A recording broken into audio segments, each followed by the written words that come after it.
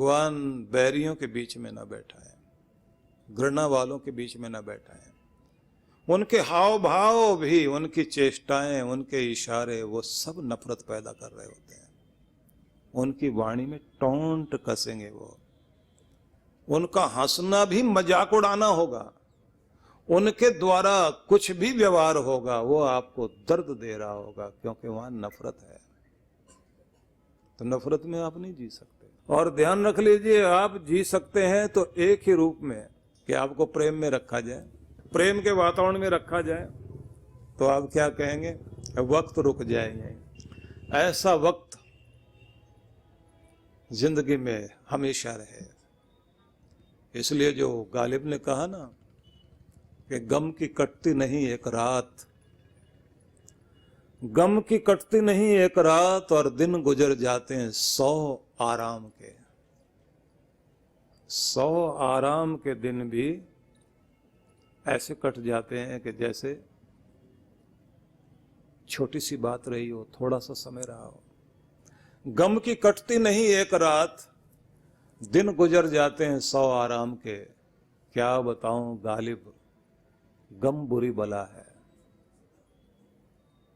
बहुत दर्दीला होता है कोई भी गम, क्योंकि उसमें वक्त काटना मुश्किल। और आराम वाले, सुख सुकून वाले दिन हो, पता भी नहीं लगेगा कब कितने साल बीत गए।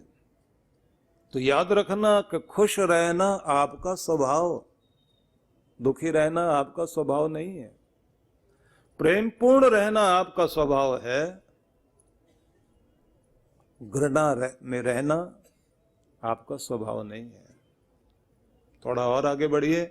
डर में जीना मुश्किल, क्योंकि डर आपका स्वभाव नहीं है। आपका स्वभाव निडरता, निर्भीकता आपका स्वभाव है। निर्भीकता में वक्त बीते पता नहीं लगेगा, और डर में जीना पड़ जाए।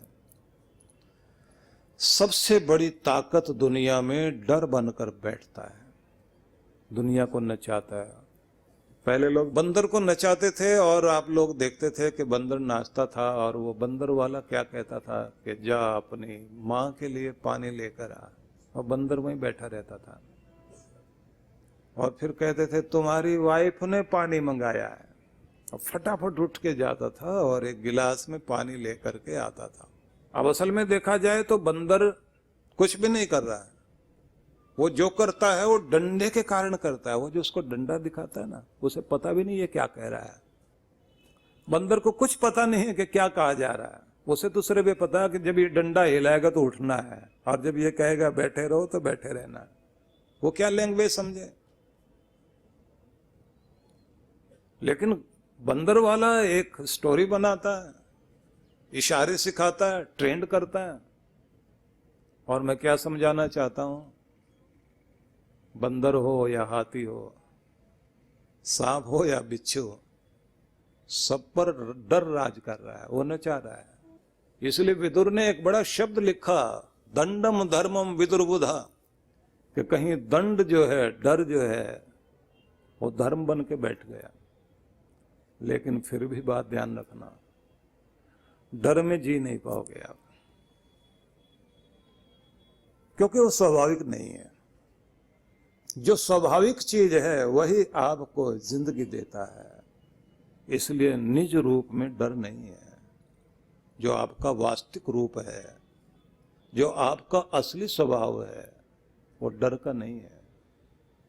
आपका वास्तविक रूप प्रेम का है, घृणा का नहीं है। आपका वास्तविक रूप प्रसन्नता का है, दुख का नहीं है। वो आएगा, आप दुखी होंगे, डराएगा कोई, डरोगे जरूर। आपको कोई घृणा देगा, आप उससे दुखी जरूर हो जाओगे। ये दुखी करने की चीजें बहुत सारी हैं, लेकिन सुखी होने के लिए आपको निज रूप में आना पड़ता है। और धर्म में सबसे ज्यादा साधना इसी की चलती है कि निज रूप में आओ, अपने वास्तविक रूप में पहुंच जाओ। क्योंकि तुम पानी की तरह हो गए हो, जिससे आग का साथ मिल गया और आग की संगति के कारण अब इस पानी को भी जलाना आ गया है। लेकिन अगर उसको छोड़ दिया जाए और आग का साथ हटा दिया जाए तो फिर वो अपने असली रूप में आ जाएगा। अब वो आग बुझाने के काम आएगा। आग से जले हुए को पानी से ही चिकित्सा दी जा सकती है, लेकिन पानी जो ठंडक देता है, पानी जो प्यास बुझाता है, जब वो 100 डिग्री पर पहुंच जाए, उबलने लग जाए, स्टीम बनने लग जाए, तो आग तो ऊपर की चमड़ी को जलाएगी, लेकिन जो लेयर आपकी स्किन की है उसकी तीसरी लेयर तक जा करके पानी काम कर जाता है, नीचे तक जला कर आएगा। इसलिए निवेदन करना चाहता हूं कि आप जो हैं और जो हो जाते हैं, जो हैं वो तो परमात्मा ने जिस तरह से आपको बनाया है वो अलग रूप है, लेकिन जो आप हो जाते हैं वो आप थे नहीं, वो तो आपको संगति के कारण हो गया, दूसरों के कारण ऐसा हो गया। जब आप अपने निज रूप में आ जाते हैं, बस वहीं आपका आनंद है, वहीं आपका चैन है, वहीं आपकी खुशी है, वहीं आपकी शांति भी है। इसलिए सारी प्रार्थनाओं में भी इस बात को बोला जाता है, भगवान मुझे सुख दो, शांति दो, मुझे प्रेम दो, मेरे रिश्तों में प्रगाढ़ता आए, प्रेम की प्रगाढ़ता आए, मेरे घर के जितने भी लोग हैं वो उस रस्सी से बंध जाएं जिसे प्रेम का धागा बोलते हैं, और ये धागा टूटे नहीं। याद रखिए, जिसका ये धागा टूट गया वो घर बिखर गया। पूरी माला के बीच की एक कड़ी टूटकर बिखर जाए, मतलब धागा टूट जाए, तो वो माला सजती नहीं। जो गले में पहनी जाती है सारे मन के बिखर जाते हैं। किसी के घर के प्रेम का धागा टूट जाए तो प्रेम का धागा टूटा और सब के सब बिखर गए। अब सबको इकट्ठा करना बड़ा मुश्किल होता है। जोड़ने वाली चीज है प्रेम। इस प्रेम के धागे को टूटने मत देना। आपकी जिंदगी के लिए महत्वपूर्ण चीज है शांति, वो आपका स्वाभाविक रूप है। बात बात में कोशिश करो कि कितना भी दूसरों के प्रभाव के कारण अशांत हो जाओ, लेकिन फिर कोशिश करो कि आप शांति में लौट आओ। दूसरे लोग आपको भड़काएंगे, दूसरे लोग आपकी शांति भंग करेंगे। आपको फिर से अपने रूप में आना है। और आप सोचेंगे कि हम तो इतने समझदार हैं, हम किसी के भड़कावे में थोड़े ही आते हैं।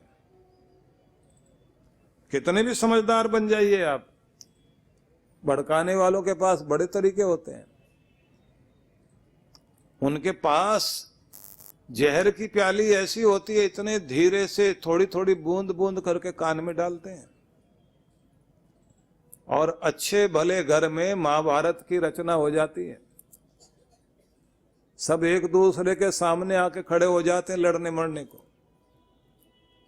और आपको पता भी नहीं लगता कि कौन भड़का के चला गया, कौन आपके घर में, आपके जीवन में आग लगा के चला गया। इसलिए हर एक आदमी को अपने आप को सुरक्षित रखना पड़ता है।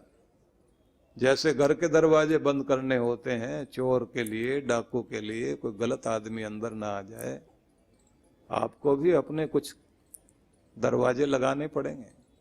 समझने की चेष्टा करें कि कौन आपकी खुशियां लूटने के लिए आना चाहता है, कौन घर में आग लगाना चाहता है, कौन संबंधों के धागे को तोड़ना चाहता है। बहुत तरह के लोग हैं, देखने में वो डाकू लगते नहीं, लेकिन खुशियां लूट ले जाते हैं आपके। तो दरवाजे बंद करने पड़ेंगे, आपको सावधान होना पड़ेगा। वेलकम लिखते हैं दरवाजे पर, आप जिनके लिए लिखते हैं वही आने चाहिए। अपने हृदय में भी वेलकम लिखिए शुभ के लिए। किसी के घर में चोर पहुंच जाए और आप उसे पकड़े और कहें क्यों घुसा यहां, बोले दरवाजे पे वेलकम लिखा हुआ था, आ गए, चोर के लिए लिखो ना लिखो वेलकम, वो तो कहीं से भी वेलकम समझ के आता है। खिड़की से आएगा, दीवार तोड़कर आएगा, किसी भी तरीके से आएगा। बुराई कहीं से भी आएगी, याद रखना। आप भलाई के लिए वेलकम लिखो कि मेरे जीवन में भलाई आए, मेरे जीवन में प्रेम आए, मेरे जीवन में शांति आए, मेरे जीवन में आनंद आए, मेरे जीवन में खुशियां आए, उनके लिए वेलकम लिखिए। और बीच बीच में ऐसे विचार आ जाते हैं जो आपको गलत तरफ ले जाते हैं, तो आपके पास जैसे आपके फ़ोन में डिलीट वाली भी ऑप्शन होता है, आपके कंप्यूटर में भी इरेज करने के लिए, डिलीट करने के लिए व्यवस्था है। पेंसिल में भी इरेजर लगा हुआ होता है, रबड़ लगी होती है ऊपर, आप उससे मिटा सकते हैं, क्योंकि आदमी से गलती हो सकती है।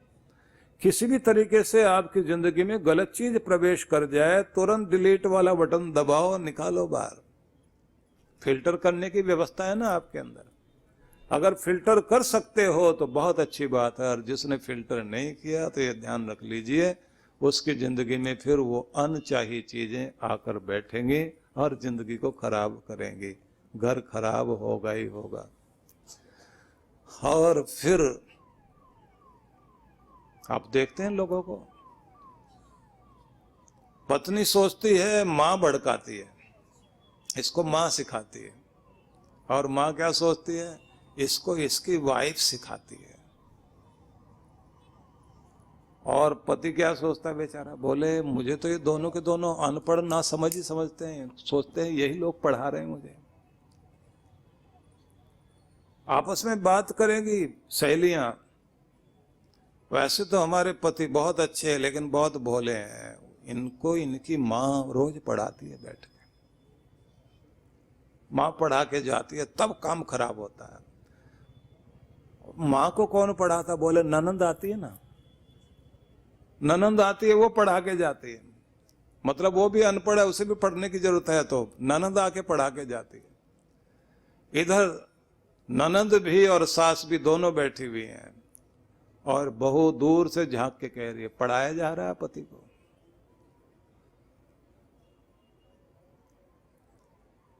पति की हालत बहुत खराब। किसी भी जीवन में सब तरह की खुशियां होती हैं, लेकिन उन खुशियों को कोई ना कोई नजर लगाने आएगा, कोई ना कोई भड़काने आएगा, कोई ना कोई गलत फहमी पैदा करने आएगा।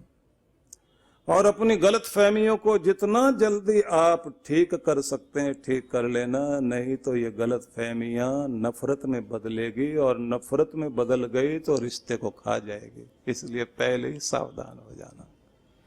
किसी भी गलत फहमी को छोटा मत समझ लेना। गलती छोटी सी होती है, चिंगारी छोटी सी होती है। चिंगारी जब जगती है, एक गिलास पानी डाल दो बुझ जाएगी, और अगर देर कर दी तो फिर पानी के टैंकर लगा लगा कर भी आग बुझाना मुश्किल हो जाता है।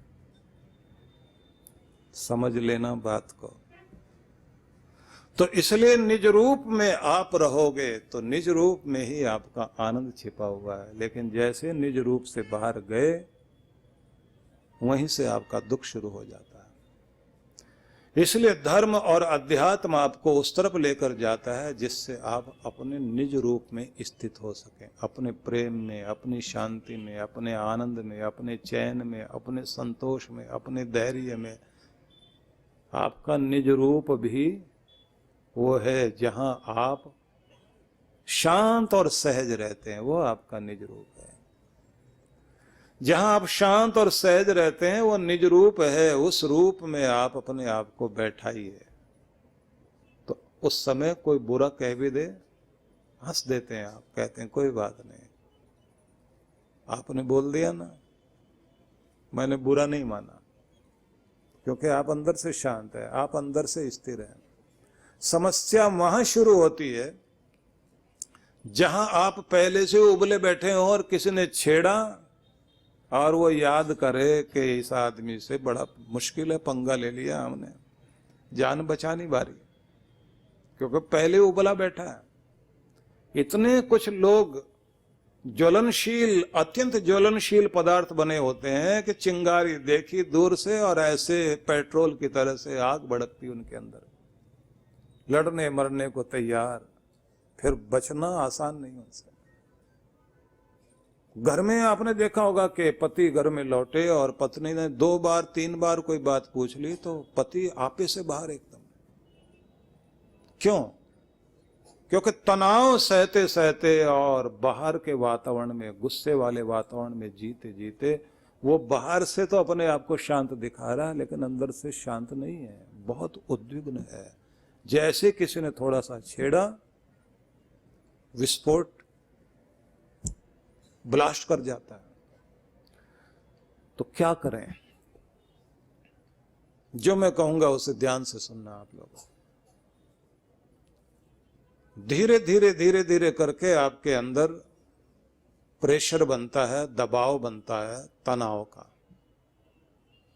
आपको पता भी नहीं लगता मैं तनाव में हूं, आपको पता भी नहीं लगता कि मैं खिंचाव में, तनाव में, प्रभाव में, प्रेशर में हूं, लेकिन चल रहा होता है। एक समय तक आप उसे बर्दाश्त कर रहे होते हैं, लेकिन जैसे ही थोड़ा और बढ़ जाए तब भी आप अपने को बाहर बाहर से शांत रखते हैं। और ऐसे में कोई घर का आदमी छेड़ दे तब वो चीज एकदम ब्लास्ट करने वाली होती है। किसी भी चीज का प्रेशर पहले से बना रहता है।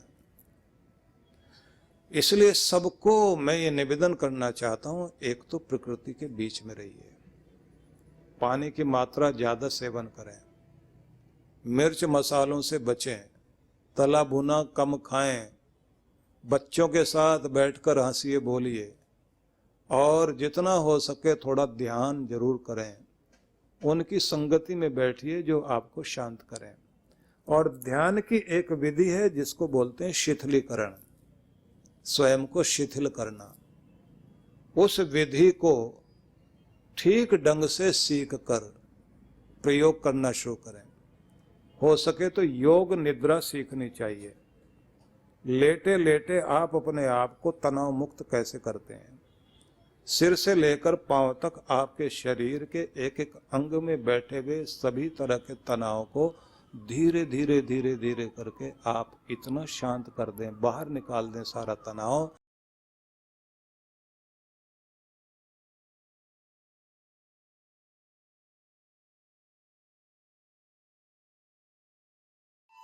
झुग्गी झोपड़ियों में सिसक रहे निर्धन बेसहारा बच्चों के लिए प्रगति की सोच रखने वाले, इनके सपनों को साकार करने के लिए इन बच्चों की ही क्षमताओं को बल देने का संकल्प लेकर चलने वाले परम पूज्य श्री सुधांशु जी महाराज एवं डॉक्टर अर्चिका दीदी के पावन सानिध्य में बाल कल्याण योजनाओं को विश्व जागृति मिशन के तहत पिछले कई वर्षों से संचालित किया जा रहा है।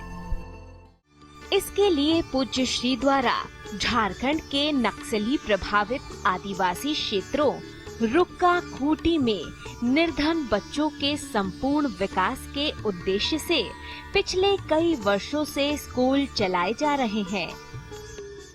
बच्चे समाज और देश का भविष्य है। इनके उत्थान के लिए यदि आप भी बाल विकास योजनाओं में अपना सहयोग देना चाहते हैं तो ऑनलाइन डोनेशन के लिए लॉगिन करें www.vishwajagritimission.org। जीवन संचेतना लाखों पाठकों की बुद्धि को सच्चेतना से और हृदय को सद्भावना से परिपूर्ण करने वाली मासिक पत्रिका जीवन संचेतना। ये देववाणी है परम पूज्य श्री सुधांशु जी महाराज के उपदेशों को पढ़ने एकमात्र समान उपयोगी मासिक पत्रिका जीवन संचेतना। सदस्यता शुल्क भारत में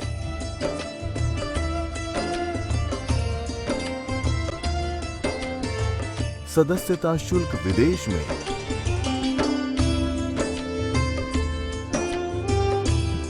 यदि आप जीवन संचेतना की सदस्यता प्राप्त करना चाहते हैं तो इस पते पर संपर्क करें। विश्व जागृति मिशन, आनंद धाम आश्रम, नांगलोई नजफगढ़ रोड, बक्करवाला मार्ग, नई दिल्ली,